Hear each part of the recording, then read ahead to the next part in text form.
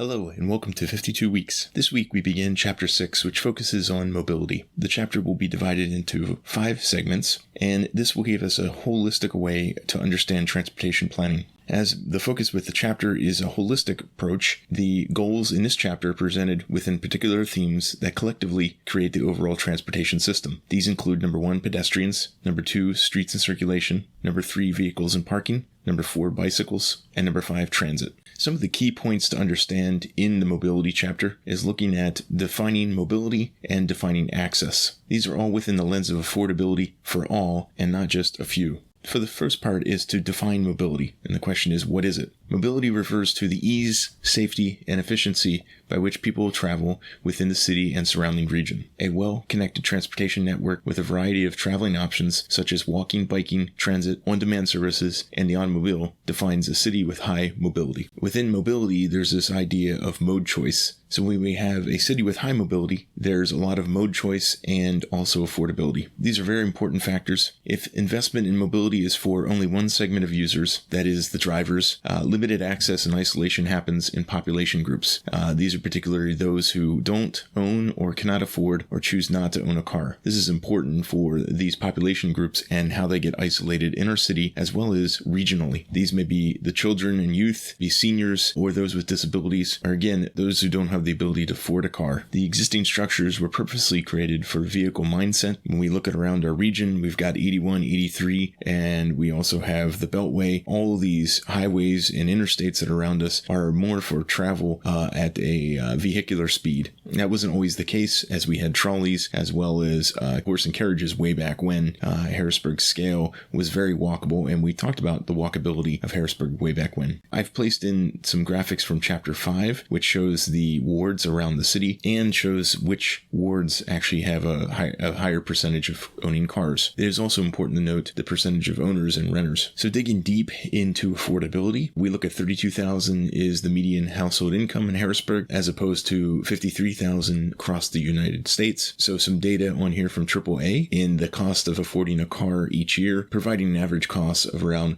$8,400 a year. So a small sedan, if you're taking that cost, is 25% of the total annual income of a median household income resident. It's important to note this because if our entire area, if Harrisburg and the region is focused on cars and car-centric mindset, that impacts the mobility of those that are isolated in our towns and cities. This doesn't just apply to Harrisburg, but would also be in places of Carlisle, Lancaster, Lebanon, and York, all these other tertiary cities. When you start to look at the region and looking at all the growth that's happening within the suburbs in the ring and growth, this could be residential growth or office growth, these office complexes. These are important things to note. So the donut syndrome is very real for many. We talked about this earlier on. In the ring, there's an isolation that happens if you do not have a vehicle to get out to the ring, or even if you live in the ring, if you try to travel between cities and towns. Harrisburg is isolated and becomes the playground for those who can travel for work and play. This has existed for years because that was the model that changed back mid-century from the transition from buses into individual personal vehicles. The summary of that is that we need to come up with a way for transit for all users. And when I say all users, these are we know that we travel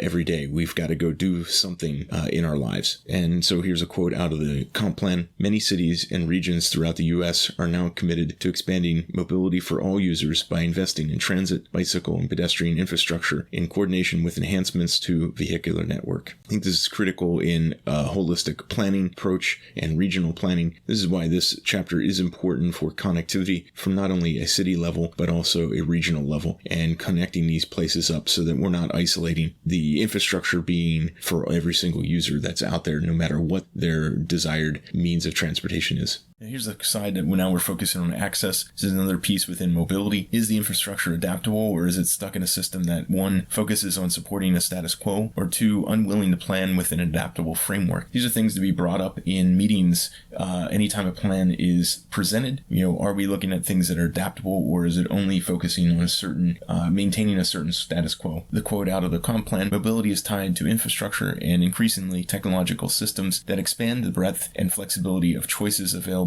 for making trips. We want to make sure that we have enough choices for everyone to how they want to travel to and fro places, and it's not just relying just on a vehicle. Continuing the quote, So an important thing with access is the ability to reach key destinations, goods, services, and activities. This is in essential goods and services that may be employment opportunities, the education opportunities, food, healthcare, and we also have the quality of life elements. These are the parks, the shopping, the recreation, the nightlife, and all these things that we do for play.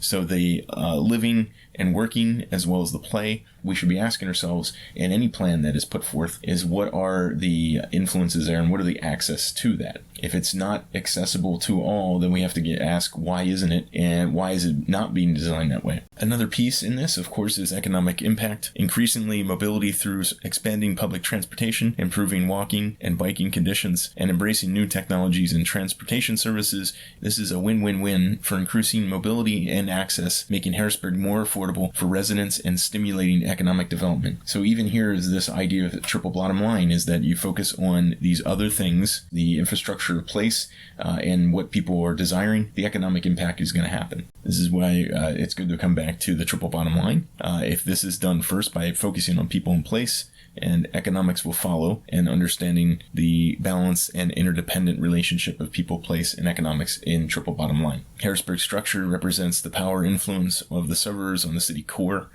When the transactional thinking rules decisions, that's the working and living, people only see the city as something to generate a return on investment without having any social connections for people or place. And that's the detriment here is that I think for many decades that's been the thing, is Harrisburg as the capital with local state jobs that support that service industry. And if we're not looking at the interactivity of who lives here after hours and what is needed after hours, that's important and critical to understand. So this has been really the standard for 60 some years. If you don't believe it, it's really amazing if you wander around the city and start asking the necessary discussions with folks who have lived here for at least 2 or 3 generations. So they're going to see the things that have changed and not necessarily for the better. One would argue that there are things that have been left behind purposefully and without question. And I think it's these times where we have a comprehensive plan that we go through and begin to question these things and challenge some of the policies and the long-term structure and systems that have been put in place and wonder why aren't we doing better as a city and begin to look at redeveloping and transforming these things from within.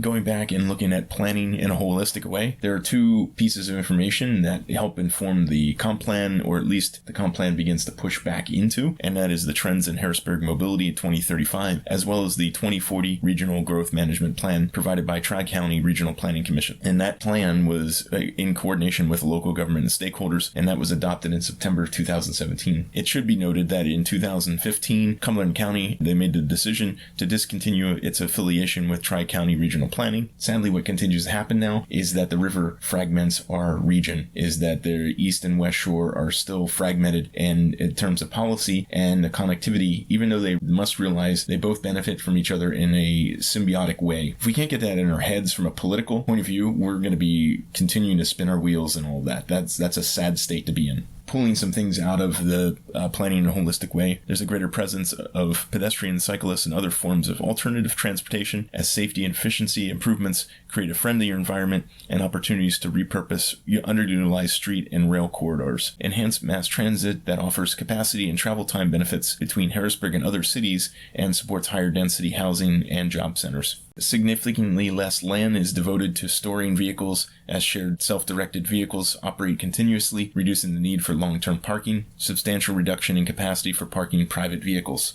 So within this regional growth management plan, there's the top 6 of 16 regional issues, and they range from number 1 being the comprehensive transportation, 2 aging infrastructure, 3 infrastructure of the future, 4 natural resource protection, 5 inefficient land use patterns, and 6 unrealized potentials for reuse. There are a couple diagrams and images that I pulled from the 2040 management plan, and these look at the projected household growth. One thing that's really critical that reinforces some of the comp plan discussion is that if you look at the overall all 3 counties where growth is happening, and Harrisburg's on a no growth pattern. So the question is, why is that happening? And politicians should be looking at this from the Dauphin County Commissioner's level as well as the Cumberland County Commissioner's level, working within the city and the state if they all could get their acts together and look at some of this data, they'd start to look at the policy that is focusing on growth or unplanned growth outside the city. So this diagram and table look at the location quotient and ones that are over 1. So they're looking at all the industries around the region. So why the mobility and access matters. Another quote from the comp plan. As stated previously, mobility and access are major components of this vision, intimately connected with land use and other infrastructure, and will be measure the plan's success. This is one of the areas that holds Harrisburg back, as we've talked about any accidents that might happen on 81 or 83, and the fact that we have no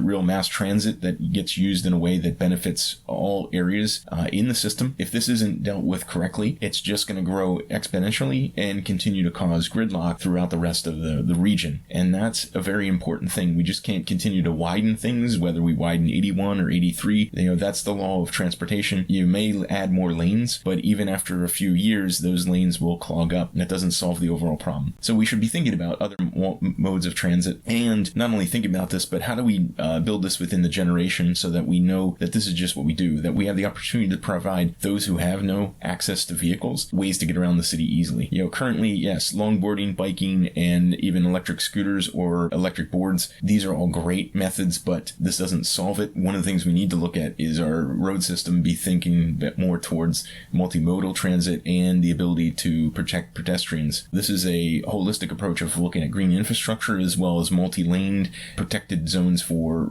transit. These are things we're going to be looking at with street networks and those things we talked about before. So as we mentioned at the very beginning of this is planning in a holistic way, and the goals in the chapter are presented with particular themes that collectively create the overall transportation system. These themes are in the areas of pedestrians, streets and circulation, vehicles and parking, bicycles, and lastly, transit. So this concludes the first intro part of the Chapter 6 Mobility. Thanks again for listening, and hope this is interesting to understand a larger need for a transportation plan. I hope you look forward to the next 5 segments so that they begin to piece together a bigger picture of holistic planning that's necessary, not just for Harrisburg, but for the entire Central PA region. Thanks again, and take care.